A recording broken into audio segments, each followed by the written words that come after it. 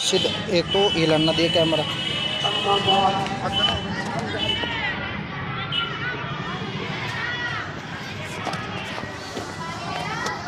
اعوذ باللہ من الشیطان الرجیم. بسم اللہ الرحمن الرحیم. یا ایھا الذین آمنوا ادخلوا فی السلم کافۃ ولا تتبعوا خطوات الشیطان انہ لکم عدو مبین. صدق اللہ العظیم. بزرگوں اور بھائیوں، عزیز طلباء، علماء کرام یہاں بڑی تعداد میں تشریف فرما ہیں اور لانے والے ہیں، اور انہی کی تقریر یہاں ہوگی انشاءاللہ. آپ سبھی حضرات سنیں گے. میں تو اس جلسے میں سننے کے واسطے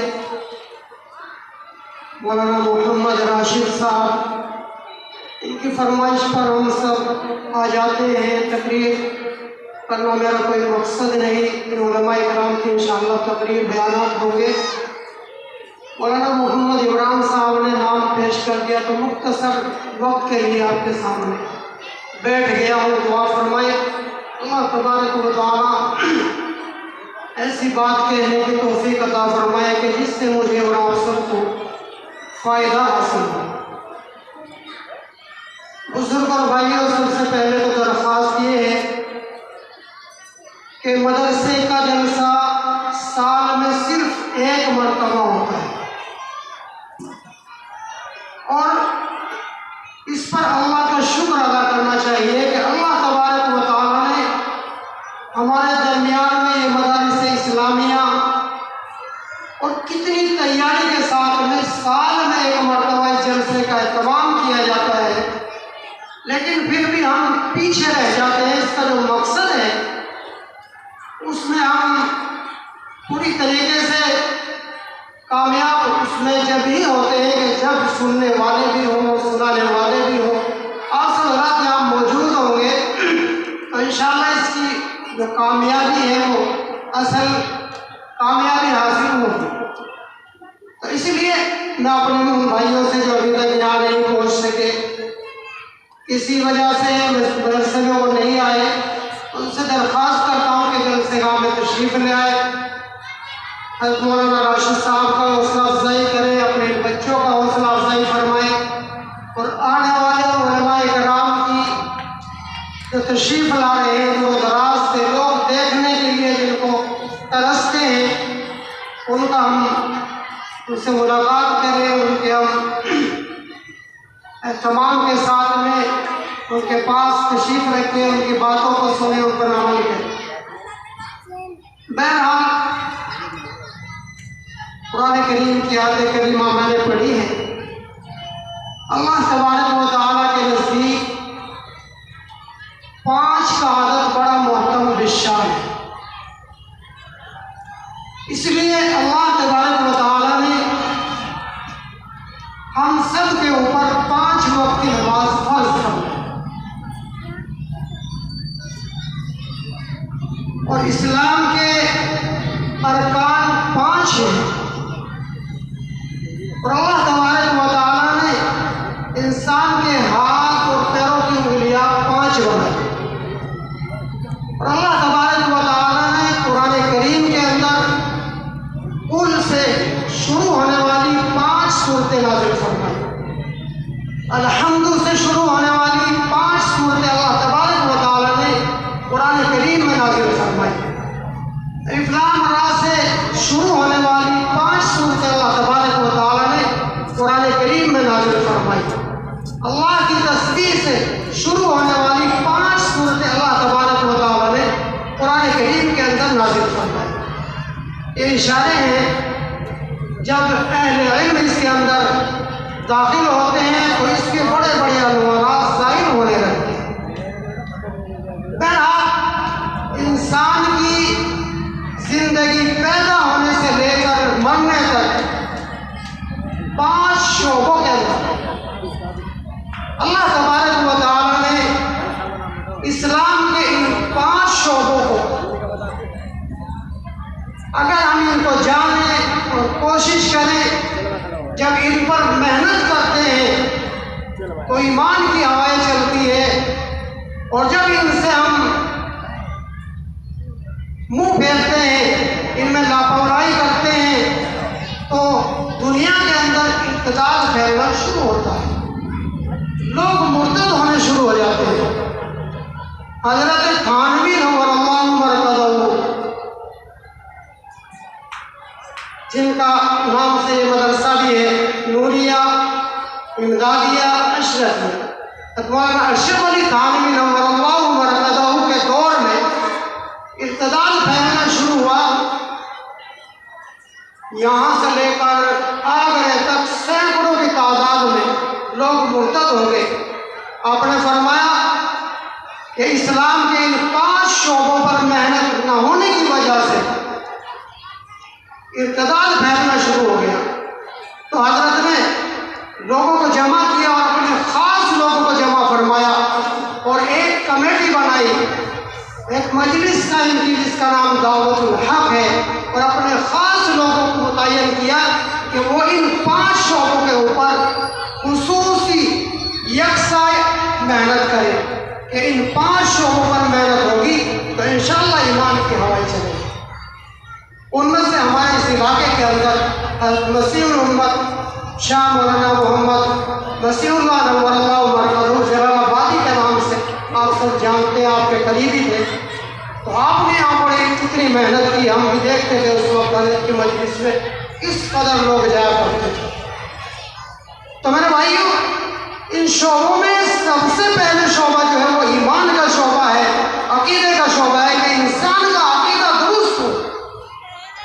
آج جب ہم دیکھتے ہیں جبکہ ہمارا عقیدہ صحیح ہے، اپنے آپ کو ہم سمجھتے ہیں کہ ہمارا عقیدہ بالکل صحیح ہے، اور جب ہمارے سامنے ہمارے ضرورتیں میں ہم بول چال جس سے کہتے ہیں، جب اس پر ہم توجہ دیتے ہیں تو پتہ چلتا ہے کہ ہمارے عقیدے کے اندر کتنی خرابی ہے۔ بول چال کے اعتبار سے جب ہم دیکھتے ہیں تو آپ نام ہی کو لیجئے، نام جو رکھتے ہیں ان میں اللہ کا جو نام ہے، جیسا کہ رحمان ہے تو رحمان اللہ کا نام ہے، اس نام پر اگر نام رکھ دیا جائے، انسانوں کے نام اللہ کے نام پر نہیں رکھے جاتے مگر اس کے ساتھ میں عبد ملایا جاتا ہے۔ نام رحمان نہیں رکھ سکتے مگر عبد الرحمان نام رکھا جاتا ہے۔ تو جب ہم نام بولتے ہیں تو اس کے عبد کو غائب کر کے رحمان بولتے ہیں۔ رحمان تو اللہ ہے، اور رحمان علم القرآن۔ غفار نام رکھ دیتے ہیں، آئیے غفار بھائی آئیے، عقیدے کے اعتبار سے دیکھیں، غفار نام نہیں رکھ سکتے، عبد الغفار کہتے ہیں۔ کوئی کہہ رہا ہے غفار بھائی آئیے، کوئی کہتا ہے جبار بھائی آ جائیے، کوئی کہتا ہے چچا عبداللہ آئیے، عبد الرحمان آئیے۔ تو میرے بھائی، ان کا نام جو ہے اللہ کے نام پر اگر ہم رکھتے ہیں تو اس کے عبد کو غائب نہ کر کے ہم اس کا صحیح پورا نام لیں، عبد الرحمان، عبد الغفار، کیونکہ معاف کرنے والی ذات تو اللہ کی ہے۔ تو پتہ چلتا ہے کہ عقیدے میں کتنی خرابی ہے۔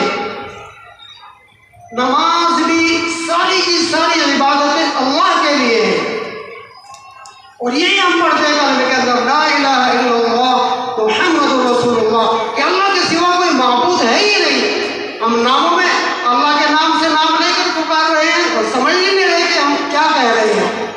تو میرے بھائیوں، اس چیز کی طرف ہمیں توجہ ہونی چاہیے اور ہمیں غور و فکر ہونی چاہیے کہ اس طریقے سے جب ہم بولتے ہیں تو ہمارا عقیدہ اس چیز کو لے کر کے ہمیں کہاں لے کر جا رہا ہے۔ نماز کے بارے میں، اللہ کے علاوہ نماز نہیں ہے کسی کی، کیا کہتے ہیں؟ روزہ اور کسی کے لیے نہیں، قربانی کسی کے لیے نہیں۔ اب کیا کہتے ہیں؟ ایک صاحب ہے کہ مولانا پچھلے سال ہم نے جو ہے قربانی اپنے باپ کی طرف سے کی تھی، اس سال اپنی ماں کی طرف سے کر دیں۔ بتلائیے، یہ قربانی بھی اللہ کے علاوہ کسی اور کے نام کی ہونے لگی۔ ہاں، یہ کہہ سکتا تھا کہ پچھلے سال ہم نے جو قربانی کی وہ اپنے والد کی طرف سے کی تھی، اس مرتبہ میں والدہ کی قربانی کر دے. کیا تمہیں یہ بھی نہیں پتا قربانی کی دعا بھی تم کو یاد نہیں؟ اس کے اندر فرمایا جاتا ہے من طرف، یعنی اس کی طرف سے، ابا کی طرف سے، کسی کی بھی طرف سے. تو میرے بھائیو کیا یہ قربانی اور کسی کی طرف سے ہونے لگی؟ ایک صاحب آئے، انہوں نے کہا کہ مول صاحب آپ یہ بتائیے کہ سنتوں کی نیت آپ کس طریقے سے باندھتے ہیں؟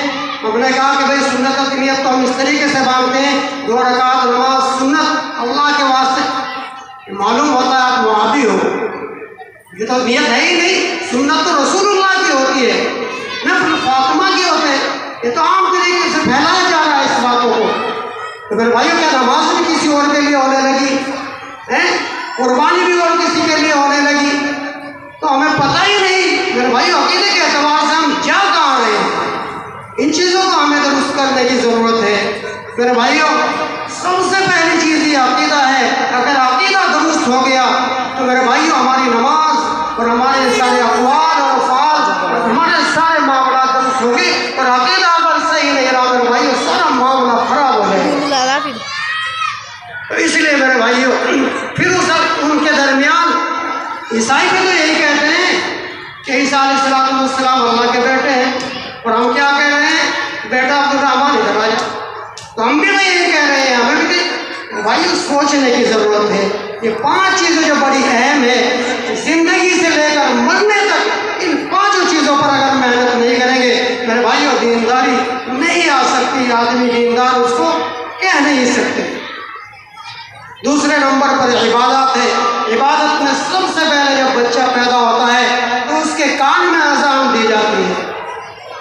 تو اذان جب پڑھتے ہیں پھر بھائیوں ان مسجدوں کے میناروں سے آپ دیکھتے ہوں گے اذانیں ہوتی ہیں تو کئی مرتبہ اذان پڑھنے والا غلط طریقے سے اذان پڑھتا ہے. اللہ اکبر الف کو بڑھا دیتا ہے. مطلب اس کا یہ ہے کہ اللہ ہے، ہمیں تو پتہ ہی نہیں، ہم تو جانتے ہی نہیں کہ اللہ ہے. اللہ کے مطلب یہ ہوگا اللہ اکبر. کوئی با کو بڑھا رہا ہے اللہ اکبر. اکبر تو شیطان کا نام ہے. میرے بھائیو یہ ہماری کیسی عبادت ہوئی؟ ہمیں یہ بھی نہیں پتا. حضرت شاہ ابرالحق نور اللہ مرکزہ جب کوئی اذان پڑھتا تھا اور غلط الفاظ کے اندر اذان پڑھتا تھا فوراً جا کر کے اس مؤذن کا ہاتھ پکڑ لیا کرتے تھے، خاموش کر دیا کرتے تھے. ٹھہر جا، تجھے اذان پڑھنی نہیں آتی، تجھے اذان پڑھنا سیکھا ہی نہیں، اس لیے ٹھہر جا، تیری اذان غلط ہے. جب ان میناروں سے، جب ان بچوں کے کانوں میں ہم اذانیں غلط دیں گے اور ان میناروں کے اندر اذانیں ہم غلط پڑھیں گے تو میرے بھائیو بتلائیے پھر ہماری ان اذانوں پر پابندی لگے گی یا نہیں لگے گی؟ نماز ہم پڑھتے ہیں، قبلے کی طرف ہمارا رخ ہے یا نہیں ہے؟ کھڑا ہوتا ہے نیت باندھ کر، اس کی ہتھیلیاں پتہ نہیں آسمان کی طرف وہ ہتھیلیاں اٹھاتا ہے، اس کو یہ پتہ ہی نہیں کہ قبلے کی طرف ہتھیلیاں کرنی ہے. اور یا پھر کانوں کی طرف ہتھیلی کر کے نماز کی نیت باندھتا ہے.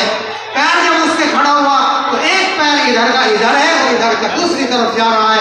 قبلے سے اس کا کوئی مطلب ہی نہیں. جب عبادت کریں گے، نماز پڑھیں گے تو اس کے ہاتھ بھی قبلے کی طرف ہونے چاہیے، پیروں کا بھی اس کا قبلے کی طرف ہونا چاہیے، سینہ بھی قبلے کی طرف ہونا چاہیے. پھر بھائی آپ ایک بات بتلاؤ، جب ہمارے کسی گھر میں اے سی لگا ہوا تھا تو لگا ہوا ہوتا ہے اور ریموٹ اس کا ہوتا ہے، تو اس کا ریموٹ آپ اٹھاؤ اور اے سی کی طرف سے دوسری طرف اس کو کر کے دباؤ، کیا وہ کام کرے گا؟ کیا ہم اپنی نمازوں کو جب قبلے کے علاوہ کسی دوسرے کی طرف یہ کر پڑھیں گے تو وہ نماز ہماری اللہ کے یہاں کیسے پہنچے گی؟ سارے انوارات تو قبلے سے ظاہر ہوتے ہیں، کعبۃ اللہ سے ظاہر ہوتے ہیں. اللہ تبارک و تعالیٰ نے اس کو قرآن کریم کے اندر ہدی للعالمین بتلایا ہے. پھر بھائی ہمارے پیر قبلے کی طرف نہیں، ہمارے ہاتھ جب بیٹھتے ہیں قاعدے میں تو انگلیاں آدھی لٹکا کر کے نیچے رکھی ہوئے اور زمین کی طرف ان کا رخ ہو رہا ہے. ہمیں پتہ ہی نہیں کہ نماز کس طریقے سے پڑھنی ہے. اذانوں کا یہ حال ہے اور نماز کا ہمارا یہ حال ہے. تو میرے بھائیو یہ ہماری عبادت کس طریقے سے صحیح ہوگی؟ ایک آدمی ایک گاؤں میں رہتا تھا. اس گاؤں کے اندر ایک مسجد تھی، کافی پرانی مسجد تھی، کبھی بنائی گئی ہوگی، اور صرف اس مسجد میں وہی آدمی تھا اور کوئی مسلمان اس گاؤں کے اندر نہیں تھا. اس نے دیکھا کہ مسجد اس گاؤں کے اندر ہے، چلو میں اس مسجد کے اندر اذان پڑھتا رہوں، نماز پڑھتا رہوں، اور کوئی تو ہے نہیں. उस आदमी ने अपना ताल्लुक पता कर दिया रिश्तेदारों से और सबसे ताल्लुक पता करके, और उसने शादियों वगैरह में जाना छोड़ दिया कि अगर मैं यहाँ नहीं रहूँगा तो अजान कौन देगा या नमाज कौन पढ़ेगा। उसने अजान वहाँ पढ़नी शुरू की, नमाज पढ़नी शुरू की। तो मेरे भाइयों, जब वो अजान पढ़ता था किबले की तरफ रुक करके, काफ़ी दिन उसको पढ़ते पढ़ते हो गए, उसके दिल में ये ख्याल आया, या अल्लाह, ये काबतुल्लाह जिसकी तरफ मैं मुँह करके अजान पढ़ता हूँ, या अल्लाह, मैंने अपने हाथों को उसकी तरफ किया है, अपने रुख को उसकी तरफ किया है, मैं अजान पढ़ रहा हूँ, नमाज पढ़ता हूँ, या अल्लाह, इस काबिल तो मैं हो नहीं, ना मेरे पास इतना रुपया पैसा है, क्या इस काबतुल्लाह को, तेरे इस घर को, इस पाक घर को मैं देख सकता हूँ, अल्लाह ऐसा भी वक्त आ सकता है या नहीं। ये दुआ अपने मन में किया करता था, आदमी की ख्वाहिश हुआ करती है। एक वक्त ऐसा आया उस गाँव के दूसरे हमारे भाई हिंदू भाई वहाँ रहा करते थे, एयरपोर्ट की तरफ से गुजर रहे, गुजरते हुए उन्होंने देखा हज का महीना था, लोग हज करने के लिए जा रहे थे, उन्होंने देखा ऐसे खूबसूरत और बेहतरीन लिबास के अंदर, सफेद कपड़ों के अंदर ये लोग